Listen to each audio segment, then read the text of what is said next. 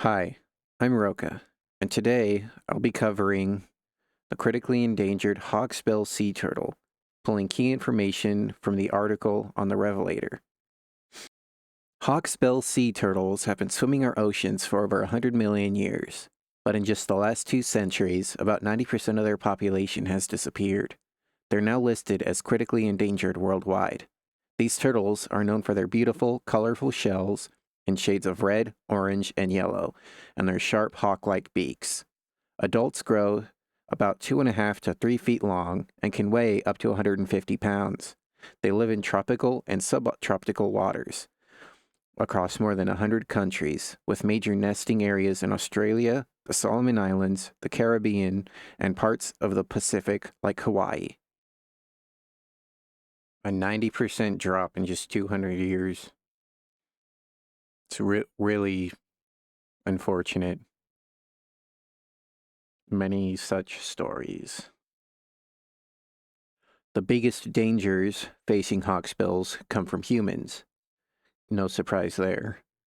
People still hunt them for their meat, eggs, and especially for their shells, which are turned into jewelry, combs, and decorations in trade called tortoiseshell or becco. Even though trade was banned in 1977, it continues illegally. Once again, no surprise there. They also get accidentally caught and drown in fishing nets and long lines. Coastal development destroys their nesting beaches with lights, noise, and buildings that confuse hatchlings trying to reach the ocean.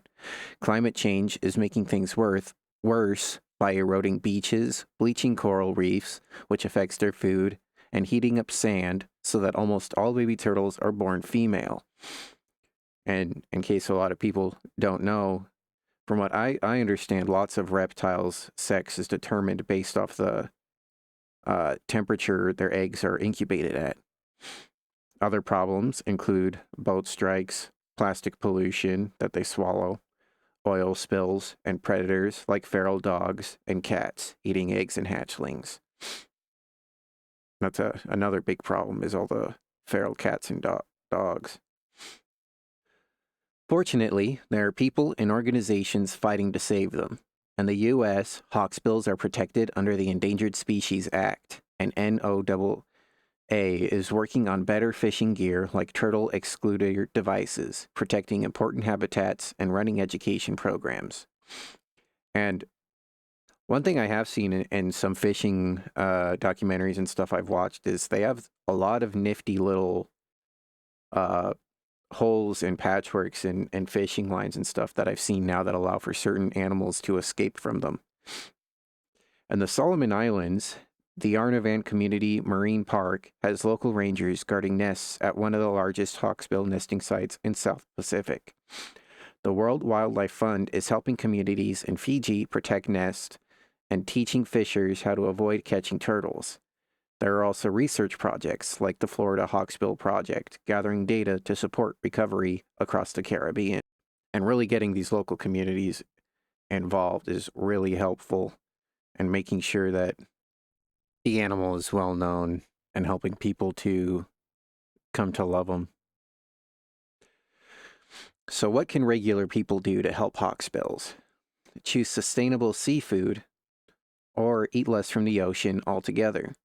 Never buy anything made from turtle shells or parts. And I don't know why anybody who cares would want to, anyway. Speaking up against beach developments that block nesting areas, that's definitely a big one, like seawalls, and against harmful fishing or drilling projects. If you live near the coast, turn off outside lights at night so they don't disorient turtles.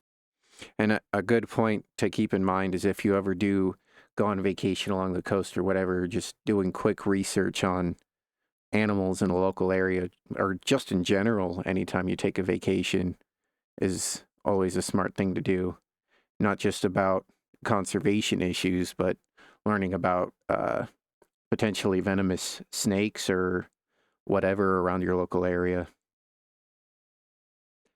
Key facts are summarized from Save the Species Hawksbill Sea Turtle, originally published by the Revelator on March 27th, 2026.